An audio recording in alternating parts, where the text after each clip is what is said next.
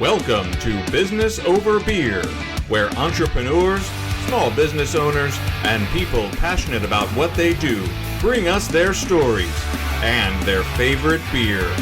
Hosted by Ben Surratt, Jonathan Kaler, and Jason Knope, it's time to get down to business and drink some beer.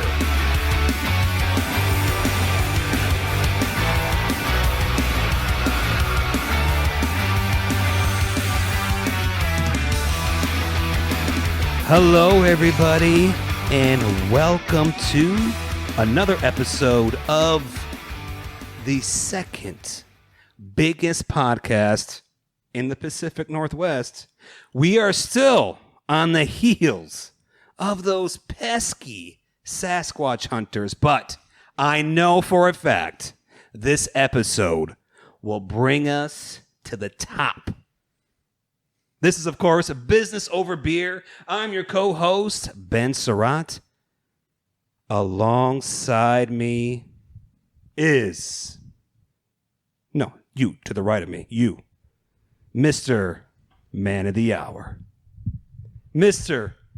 Terror of Power. Some people call him... the Sapsy Cowboy. Knope calls me that. Some people call him Man Bun.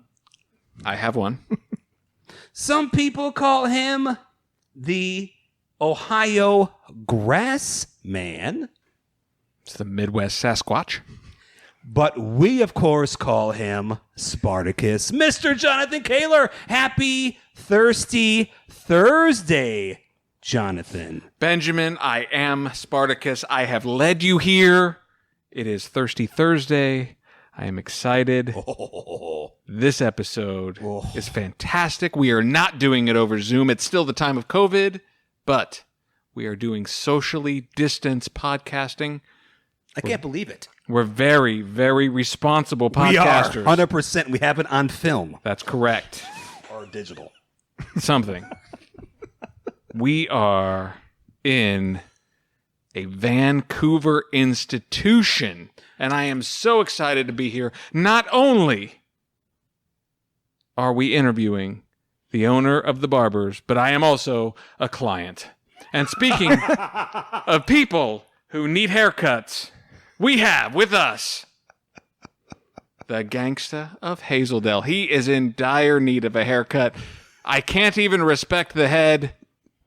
Are you guys down with the KNOPP? Yeah, you know me. Jason Knope, man, welcome to the Barbers, my friend. How you feeling tonight? Well, apparently this is a great location for me to be during business hours because, yes, I can use a haircut. Yeah. I want you to get that straight razor, too, man. I want you to, just go, A little thin? No, I want you to go, I don't like that. I want you to go straight bald, man. Get your face all cleaned up, man. We should make that happen. We should. We should come in here one of these days and just film it. We could do it. I think.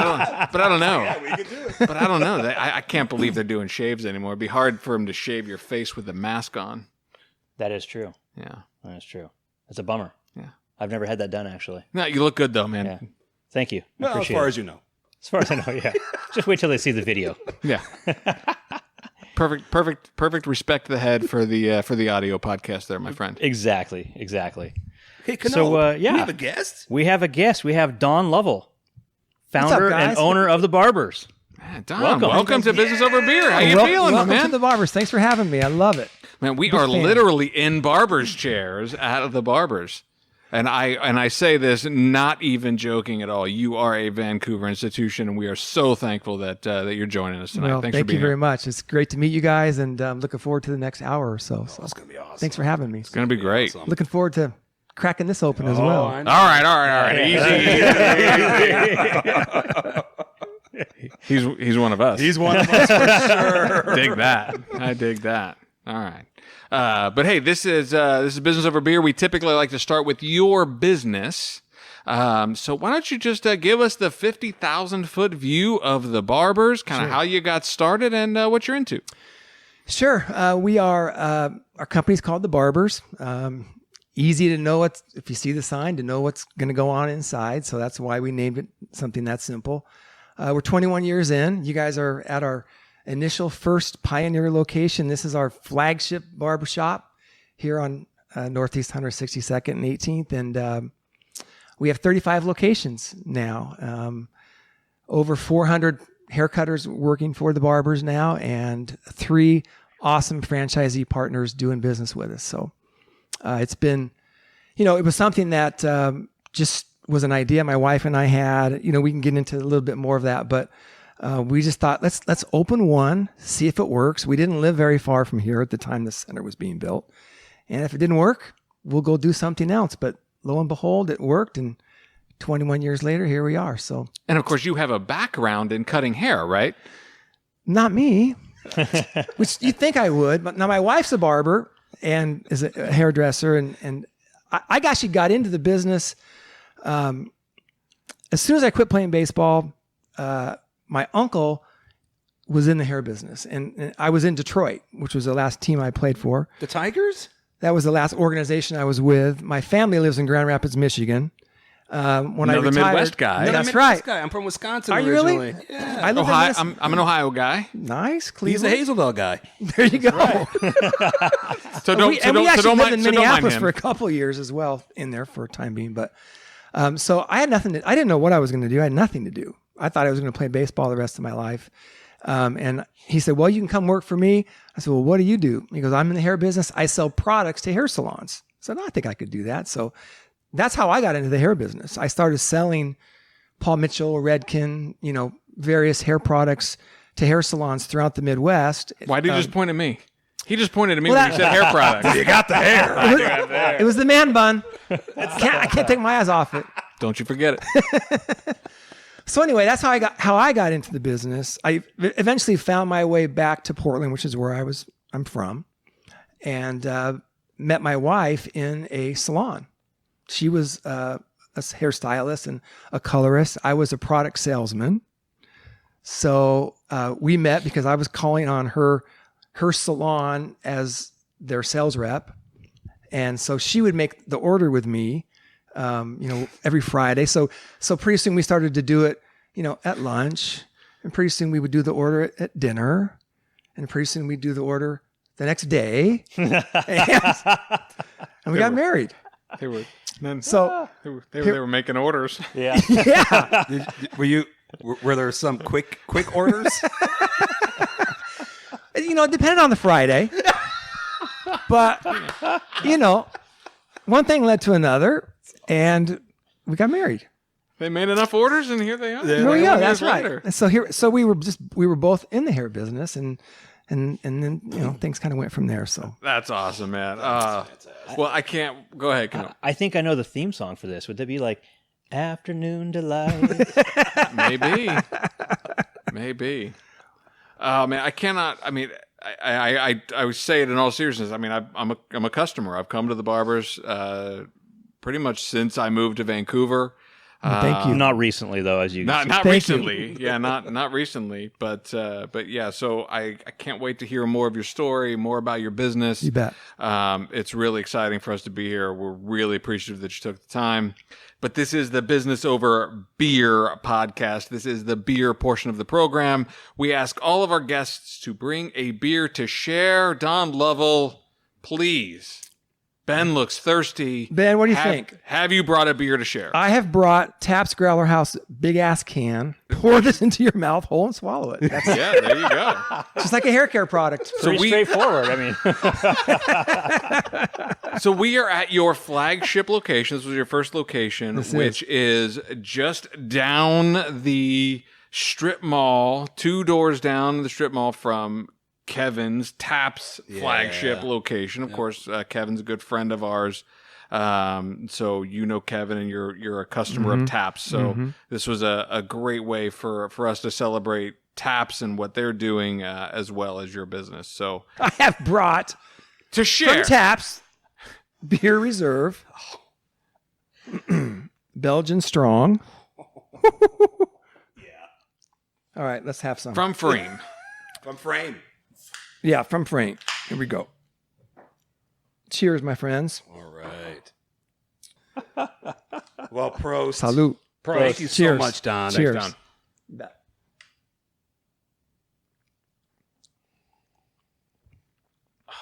Man, that is smooth. Oh my goodness. Delicious. Oh. Isn't that good? Oh. It's like Canoper, I want to start with you. this will be short. Yeah, probably. I'm not quite sure what to think yet. I was expecting more wheat flavor from it, and it's just not. You know, you smell it in there, but it's just not in there. It smells wheaty. It's not wheat. You know, it's not wheat right up front. You taste it a little bit, but it's got a little bit of like brown ale type flavor to it. I mean, it's almost bready. Yeah, right. It's like almost like rye bread or like. Don, what do you think? I think it's delicious. Yeah, I love It's it. better than my Coors Light that I have at my house. We'll edit that one post. But it does have that like Belgian like. Dude, like Tripoli, like sure, it's man. got that. Like, it's got that back endness to it. that wheat you're talking about is at the back end. Yeah. It's not at the front. But up front, it's so full and Oh, like it's heavy. It fills up your mouth. And it doesn't drink like a 10% beer. It's not like boozy. Not at all. It's fairly easy drinking for such a high ABV beer. I like it a lot. I've had this beer before and all. You did say that. And I've had this beer before. I really like it, and I still like it. I love Belgians. I like I love the apricot flavor of it. I mean, Yeah, you can taste the apricot. Yeah, in the this. apricot. just fill up it's your very good. nose with it. I know. I mean, it's so satisfying just to You don't. take a You whiff don't. of it. It's and if you smell it, Canoper too. I mean, did, this yeah. is just me, but it's got that lager. It does have that. Yeah, you can smell it. Yeah. Yeah. I dig it. That's I a winner. dig it. I love Like it. you said, for 10%. Yeah, It doesn't it's have that. dangerous. Doesn't have That's that dangerous. aftertaste of what you normally get with a. It's dangerous beer that- for sure. Yeah. Like it. Good job, Freem. Good job, Yeah. Kevin. Good job, Don. Hey, Don. Good job, everybody. This is great. Easiest good job I've ever had in my life. So I want to know, man, I have so many questions for you. But my first question that I have is, when you picked a location, did you, well, let me back up, sorry. When you decided to go into the business, did you know that your lack of knowledge of the industry a benefit or a hindrance starting out? Well, by the time we started the Barbers, I hadn't been on the ownership side of the industry, but I had done a lot of stuff. I worked for Regis and ran their Supercut locations and, worked for a lot of different distributors, worked for Aveda and was in charge of a lot of their Aveda concept salons. So I would travel the country and make sure the salon owners were doing well and healthy and making money. So I had learned about how this business works, but hadn't really thought much about the barbering end of it. And this is 22 years ago, so there wasn't anything around like this, or sports clips, or any male type of place to go. And what happened basically, I was in Seattle with some friends who had said to me, I think we're thinking about opening up some barbershops in Denver, Colorado, some friends of mine. And at the time I was working for Regis and running some of their locations, some of their mall locations and different concepts that they owned. And what is Regis? Regis is and has kind of been sold off now, but was at one point the largest salon ownership company in the world. Owned over 5,000 hair salons in the world. Owned Supercuts, and pretty much any salon that you would see in the mall, they owned it. Trade Secrets, Regis Hairstylists, Master Cuts, all different types of concepts. They owned all of them. And since then, it's been chopped away and it's kind of gone by the wayside as malls have declined. But back then, they were a really big company to work for, and I worked for them as a regional supervisor. Well, as soon as I left Seattle, I went and got a haircut at a barbershop up in Seattle. Just, I haven't been to a barbershop in a long time. And as soon as I left there, I thought, this is absolutely what I want to do. I need to talk to my wife about this. So anyway, I mean, I just thought Vancouver was perfect for it. It was just a lot of new areas that were going in. It was a great suburb. There were no barber shops in suburbs. To find a barber shop, you had to go downtown to some corner somewhere. But where all the guys were with their kids and whatnot were in suburbs. Mm. So, and we lived in the suburbs. It's got to be a lot of guys like me that would love to go to a barber shop. And there weren't any. So on my drive home, I kind of thought, I'll call it the Barbers. I kind of thought of the tagline where guys go for great cuts. And really two things: bring back the old-fashioned barbershop experience and pay our barbers what they're worth. Make the job a career job, not a minimum wage transient job, which is kind of what it was. It's kind of what a haircutting job was then. I felt like if we could do that, if we could, like kind of like what we talked about earlier, if we could get barbers that would join our company and stay, then customers would stay. But if they don't stay, then customers don't stay, because you come in, you meet a barber that you like, you kind of create a relationship with them, and if they stay, you stay. If they leave, you follow. And if we can't retain our workers, then we're not going to get traction. And it really, it wasn't an aha. Let's just pay them what they're worth. Let's have benefits. Let's have paid vacations. Let's make it a great place to work. So that was really our twofold simple theme. And we were living about a mile from here, and this center was going in, and we begged the landlord to give us a chance. And eventually we were able to, and basically, as soon as I brought the idea to my wife, she took the ball and ran with it. She designed it. She understood it. She got it. She'd been in the hair business. She had worked for a barber, had been a colorist for a real high-end salon in downtown Portland. She'd done a lot of things in her career as well. And immediately she just sort of, we need to have stainless steel and wood. Let's kind of make it a sports bar feel. We'll have TVs and, open ceilings and cement floors and old-fashioned barber chairs and diamond plate. And I was like, damn, that sounds awesome. You got it. That's exactly right. So the two of us I think conceptually, I had the idea that we could do it from the practicality standpoint, which is where I had no experience in that at all. She had all that experience. So together, we just penned it out, and we became a revenue sharing barbershop. We started to interview barbers and say, listen, come work for us. Let's just share all the revenue. It's not about us. It's about all of us.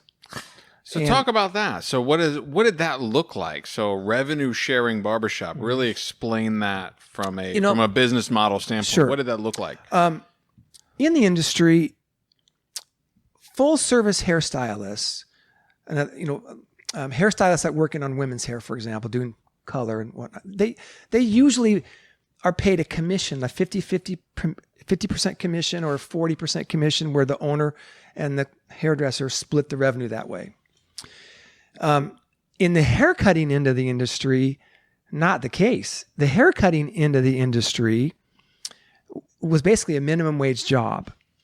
So why is it that a full service hairdresser could do a $200 hair color, make $100, but a hair cutter could do $200 worth of haircuts and make minimum wage? Not fair, not cool. And no way, in my mind, did I want to own something like that. I didn't want to be part of that. Not, it's a concept, it's a way to do business, but it didn't really do anything for me. I thought retention was the key, right? Well, how do you keep great people? You can make a great culture, that's one thing, but if they're not making the money they deserve, they're not going to stay. So we just said, we're going to split the revenue with our barbers 50-50. That's our basis. We'll have, great retail commission. We'll have paid vacations, and we'll just retain like crazy. And so I started to interview that way. And I would say to a prospect, listen, come work for us. We'll just split all the revenue together, 50-50. We'll be partners in this. And they would be like, what? What's the guarantee? I said, well, there's no guarantee. We're just going to split everything. So if I have a $500 day, I make $250. Yes. So if I have a $3,000 pay period, I make $1,500. Yes. So it was like, wow. All right. I don't even think they trusted that we would do it, to an extent. And so that was how we opened. We opened here May 31st, 1999 with 6 barbers. We did 12 haircuts the first day. And last year we did 1 million haircuts as a company. 1 million haircuts? We did 1 million haircuts as an organization last year. 2 of those were mine. And it truly is. I mean, to that point, Jonathan, it's one customer at a time, one haircut at a time, one good experience, hopefully at a time, one barber at a time. So after 20 years, is that revenue sharing model, is that still the basis of your business model with Yes. your employees? Yep. And we've added healthcare. It's important for us to have the best pay way out there, because that's the way you get the best people. And that's who we want to be in partnership with are the best people. And you guys have been into our shops. We have barbers that have been with us 18 years, 19 years. They're the hardest working, most awesome human beings. I mean, I have so much respect for how hard they work. When you think about it, they're doing 240, 250 haircuts a month times 12 times 15 years. Some of these barbers are 35,000 haircuts in and still smiling, and still, pre-COVID, shaking your hand and, still saying, thank you. Your hair looks great. Here's my card, still doing it. And it's so inspiring, and they deserve 80%, and we'd pay that if we could afford to, but that's still the basis of what we do. So we've been here. We're from the Midwest originally. We've been here for 16 years. Can't believe that, saying it out loud. 16 years. And back in the day, I had hair. And those were the days. I didn't need a hat, although I loved to wear them back then too. That is a nice hat, though, I did. Yeah. It's my birthday present from this cat over here. You're welcome. That's a cool hat. I dig it. But I would go to the barbers, and I went to the one. I'm not going to lie to you. I went to Supercuts first. Yep. But then I found the Barbers, and it was the one next to, it was on 192nd. That's when Albertsons was still, remember Alberts? Yes. The one, 164th and McGillivray. yes, sorry, yes, 164th. Now it's not Whole Foods. It's yeah, New season. New Seasons. New Seasons. That's my shop. Yes, there you go. So That's right. I started going there, dude. That's when I started going there, and that's when my first experience with the Barbers was at that. Oh, that's fantastic. Yeah. Well, man. So when I was there, it was very similar. It was just like this. Yeah. And I'm like, oh man, this is for dudes. Exactly. It's for dudes. That's right. So I remember, like, you know what? When I have a kid someday, this is before I had children even, I'm going to take my boy here and it's going to be awesome. We can like really bond. I can tell a stylist what my son wants. And then I had kids and I lost my hair. I was looking forward to that story so much. But when I called you to do this interview that night, or I emailed you and you called me that night. Mm-hmm. I was having this inner conversation with myself, and I'm like, you know what? You're still doing what you said you wanted to do. It's just that you don't have any hair, but your son is still being... Your son does. He's beautiful locks. I love him. Jealous. I gave that to him, by the way. Good for you. You're welcome, Quincy. For now. Yeah. You got 18 years, so but you know, you have, and I'm just thinking, you have been a part of like my Vancouver experience for 16 years, brother. Yeah, that's Bro, That's like that, 16. that is, You've been a part of my life. Yeah. It's an honor. I mean, not to be corny, but to hear you say that is such a, it's great for me because, we as an owner, you get caught up in a lot of the minutia of running a business, and you lose sight sometimes of just the greatness of customers and people that have been coming to our shops for 17, 18 years and bringing their kids. And we have barbers that are doing, that cut father's hair, and now they're cutting their son's hair, and it's so cool, man. It's very inspiring. And the other part about the industry is there's room for everybody. There's a great market for supercuts. That's it's a unisex, great place to go get a haircut. There's a market for barber shops. There's a market for full service hairdressers, and that's the great part of this industry. There's so many ways to be great at it. 21 years ago, the niche that we felt needed to be met was a suburban barbershop experience with barbers that you could count on, hopefully, that would be there for many, many years to come. So it's great to hear you say that. We appreciate it. And actually, at our Fisher's Landing location down there, we have 4 barbers that have been there over 20 years. Yeah. Which is, they're family, man. I mean, I wouldn't let them leave right now. If they called me and said, I'm turning my 2-week notice, I'd be like, no, you're not. What do you need? What are you doing? No, you're not leaving. No way. You're part of the fabric of this company. If you're leaving, I'm leaving. No, but it's very much a relationship business, and you're right about that. Yeah, very much. 100%, man. You got it. And the relationship that you've built with your team and your employees then is what creates then that relationship between the barbers and the customers, right? That pathway is what you've created. And that really shows, I think, us talking with you and understanding, the way you built this business with your barbers. That's awesome. Well, thank you.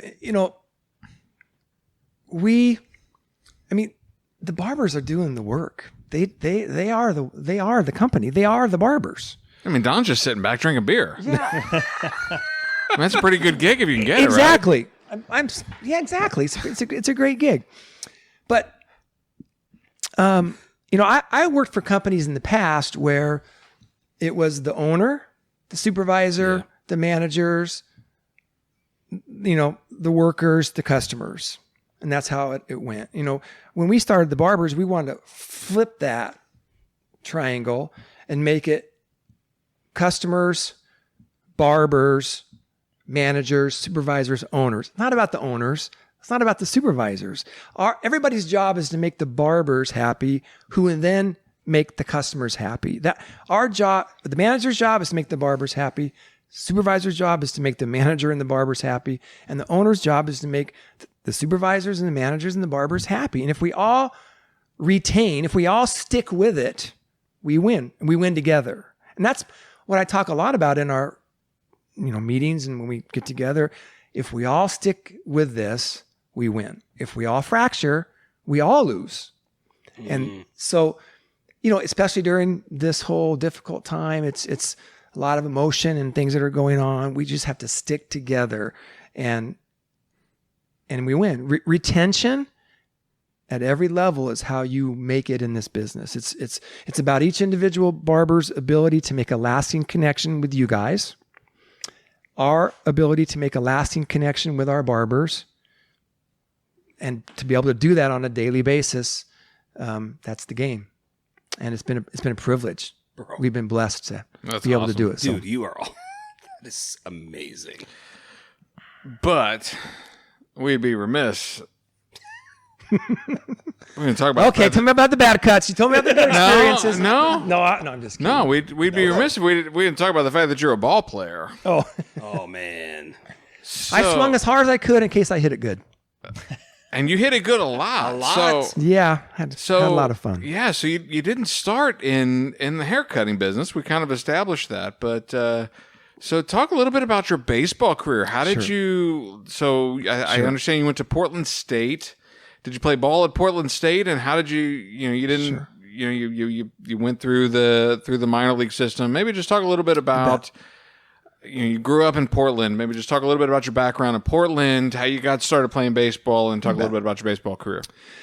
Well, I grew up in Northeast Portland, went to Madison High School. And in the 70s and 80s, Madison, for whatever reason, was a hotbed for baseball. They won 6 state championships. It's okay. It's your place. In a certain, I spilled beer all over the place, but we'll sweep that up later. That was not me, by the way. Yeah, The one time. That wasn't me. You guys must be brothers from We are. another mother. Maybe. You two. Maybe. Yeah, there's a. look at that. That's only my third one. So. I wonder why you're not a barber. Yeah, that's an error. That's an error right there. I should have. That was. That is. E. E2. E2. E2. Exactly. E2 because he's on mic 2, but normally he's a center fielder, That's which right. makes him E. 7. 8. 8. Come on, Ben. E8. What's the Almost. matter with you? Jeez. God. Counting's Put me on the hard. spot. Counting's hard. He's a Cubs fan. If he was a Dodgers fan, he would have known that was E8. Exactly. I would have got paid to know that. Yeah, exactly. Patreons, you're welcome. Yeah, exactly. Yeah, it's going to be Patreon for sure. Yeah, for sure. Oh, geez. I'll get that. There we go. There. There we go. That was a phone, not a beer. Hey, this Which one glass costs more almost money? dropped on the floor, which would have been really True. bad. So We haven't had any glasses dropped and broken. Yeah, shut your face. 'cause Don't even. we might be on our way. No. No. It's an early night. Here we go. It's still early. Yeah. So anyway, went to Madison High School and played a lot of sports, but was a good baseball player. My senior year, we won the state championship in Oregon, and had a good high school career. And Did you won the state championship? we were state champions, and a lot of players, a lot of guys on my team went on to play in college, and we had our best pitcher was a 4th round pick of the Tigers, and anyway, a lot of good baseball players. And my senior year, I had a good season, and so I had some Division I baseball scholarships. And at the time, back then, the University of Oregon dropped their baseball program. So in the Pac-10 was one short. So Portland State had a Division I baseball program, entered the Pac-10. The Pac-10 then created a North and South division of baseball, which included University of Portland, Eastern Washington, Gonzaga. So there was a Pac-10 North, Pac-10 South. Great baseball. I mean, anyway. So I played at Portland State all 4 years. Was an All-American there, Pac-10 Player of the Year there. What? We had a good team. Are you serious? We had, in fact, our staff. All 4 of our pitchers pitched in the big leagues. What? Wow. Are you? We had Name them. Eric Gunderson, Joe Kramer. You guys remember the baseball player from Portland that was killed at spring training in the boating accident? Oh my goodness. My team. I can't think of his name right now. Yes. I do know what you're talking about. They brought that up. God, I recently. can't think of his name right now. Dude, they brought that up recently. Darn it. I do remember that. In Florida, right? Yes. Was he in Florida? There we go. I got it. Steve Olin. Steve Olin. Jeez. Steve Olin. Well, played Steve for Olin. Steve Tampa Olin Bay, played for right? Wasn't he playing for Tampa Bay at the time? I can't remember which team he played for. Nope. Cleveland Indians. Pardon me. That's Cleveland right. Indians. Well, he was with me. He was younger than me.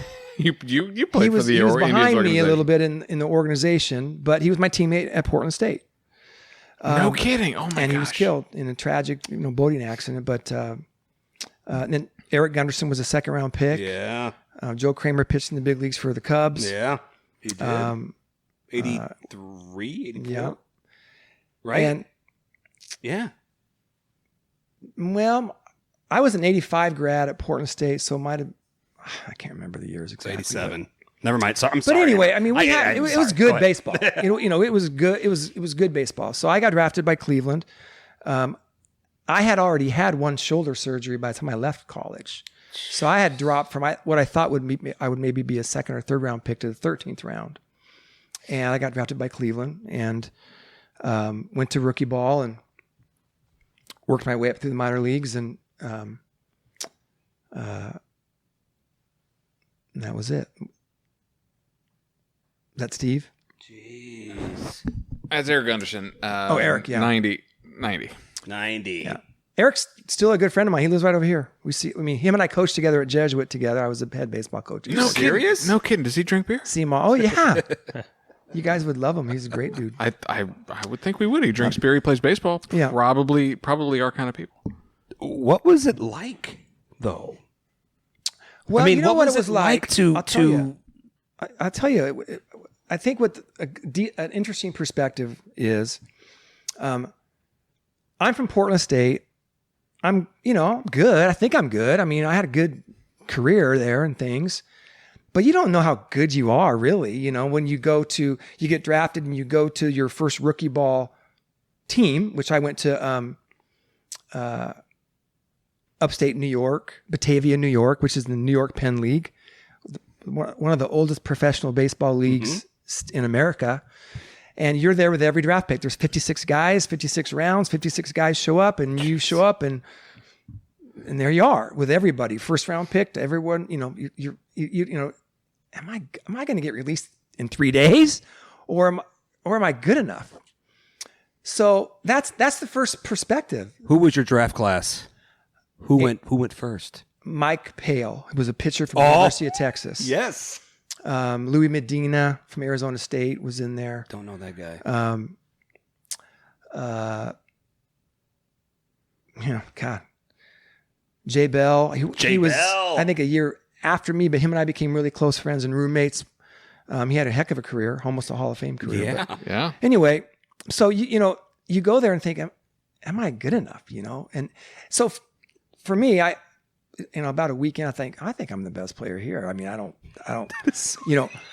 I think I can do this, and I had a good smoke all these fools. I mean, there's a confidence. You're like, okay, this guy's a 3rd round pick from Georgia Tech and he's supposed to be really good. You're like, no, I think I'm better than these, or at least as good as these guys anyway. But that's what makes you a pro, right? Like, I mean, You come to a realization you're either pro pedigree that like you have to believe that. Yes. Look, I'm better than all these guys. I'm gonna get there. Yes. Does that have anything to do with coming from Portland State versus one of these larger schools? Absolutely. Yeah. You know makes what? you There's second such guess. good baseball around here. Oh.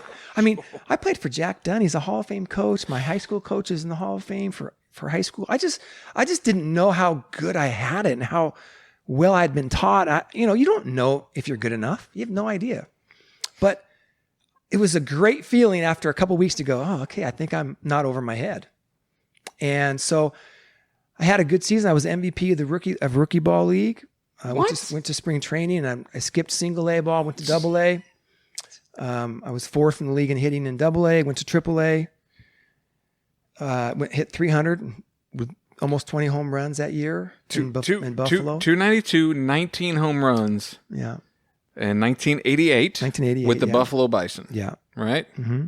And I was added to the Major League roster then, signed a 2-year deal, went to Major League spring training, got hurt, didn't do very well, got sent back down to AAA, got hurt, got traded, et cetera, et cetera. And now you own a barber shop. Yeah, I mean, I got hurt pretty bad. I got to the point I dislocated my shoulder so bad that I couldn't throw the ball without dislocating my arm.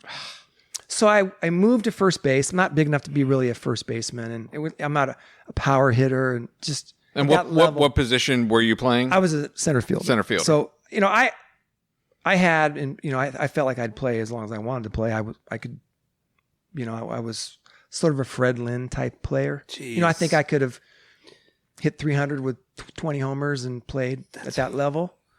But, I couldn't throw the ball from here to the door, by the time. And I hung in there, played first base and tried to stick it out for a while. I got traded and ended up back down in AA in Detroit system. And, you can't be hurt and stay at that level. And so I retired. And so by the time I actually did retire, I was sort of happy to retire because it's just such anxiety to be hurt and trying to fake that you're not hurt, And just, I remember driving home from thinking, okay, well, what am I going to do now? You know, what am I going to do with the rest of my life now? I'm 29 years old, thought I was going to do this, and now I'm not. What do I do? But did you have enough time with the injury to come to terms to that? Or was that drive like you're driving back like, holy crap, I'm in tears, and it was just like a depressing thing? Or did you have enough time to kind of come to terms with it because you were injured for so long? Personally, I'd come to terms with it. But when I got back with my friends and family, everything was like, why are you back here? I thought what happened? You know, I thought you were a ball player. Why? What happened to you? And that was hard. So I went through probably about a year and a half of some pretty deep depression. I bet. Where I was really pissed, you know, frustrated, and watching, you know, friends of mine that were still playing that I thought I was, you know, there were guys I thought I was a lot better than that were having great careers. And that's to their credit. I mean, that's how it goes. I mean, listen, there's a lot of guys that get hurt. I mean, Louis Medina is a good example. I mean, he you know, could have hit 30 home runs a year for many, many years, and you know, he couldn't stay healthy and didn't end up playing that long. Even just like, I hate to get geeky and meatheadish, but what if Griffey stayed healthy? Exactly. Imagine if Griffey stayed healthy his entire career. Exactly. Oh, he would be the best Mike Trout who? Exactly. He would have been the Michael Jordan of baseball. Exactly. In my opinion. And he was still pretty close to that. Yeah. I mean, like, I get it, man. I get it. Yeah. So, you know, but I didn't really, I mean, I jumped out of it. You know, I'm like, listen, man, you know, it is what it is. I had a great career. I had fun. I did the best I could, you know. I mean, you just, it is the way it is, and you move on. And so after about a year and a half, I as I said to you guys earlier, I got into the hair business with my uncle. I decided I wanted to stay in the hair business, but I didn't want to live in Michigan. So I came back to Portland. As you guys would know, Midwesterners. Why? Pray tell. Yeah. And I stayed in the business and moved back here, and then this is what happened. So, you know, I think things happen for a reason. You keep your head up, and you work hard. And you know, one thing that playing baseball teaches you, you play 162 games in about 180 days. There's no off. You know, there's another game. You got to get up and go. And so when I was in the hair business, I would call on 15 to 16 hair salons a day. And most guys were calling on 6. And so I would call on 75 salons, you know, a week instead of 30, or I'd call on 200 salons a month instead of 100. And just by sheer numbers, I was doing well. And I think you just learn that, you know, you just get up and you do the grind. You know, similar with this, we started and we just kind of put our head down and opened one, and then opened a couple more, and just sort of kept going and stayed consistent. You know, many people wondered how come you didn't open 500? Why didn't you go big and go 1,000 locations? You could have scaled this like crazy. And, you know, in 21 years, we opened 36 with help from franchisees. That feels pretty big to me. You know, it's only 1 or 2 a year when you think about it. Only from that standpoint. And that was with, like I said, our franchisee partners doing half that. So, you know, you keep your head down and you just keep working and keep moving forward. And lessons that you learn, you know, you just keep going. Bro. Well, I'm sure there's lots of lessons there. We're still in the time of COVID, like we talked about. I'll be interested to hear about how you have handled that inside of this crazy time that we're living in. You bet. I mean, you're a very hands-on business, very deeply affected by the pandemic. But Ben, you look thirsty. I am thirsty. Join us next week for part 2 of this episode. You can be sure we'll be talking more business and drinking more beer. Business Over Beer reminds you to always drink responsibly. Our theme song is Idiocracy by Christian Leo. Thanks for listening, and we'll see you next time on Business Over Beer, a TH3 Entertainment production.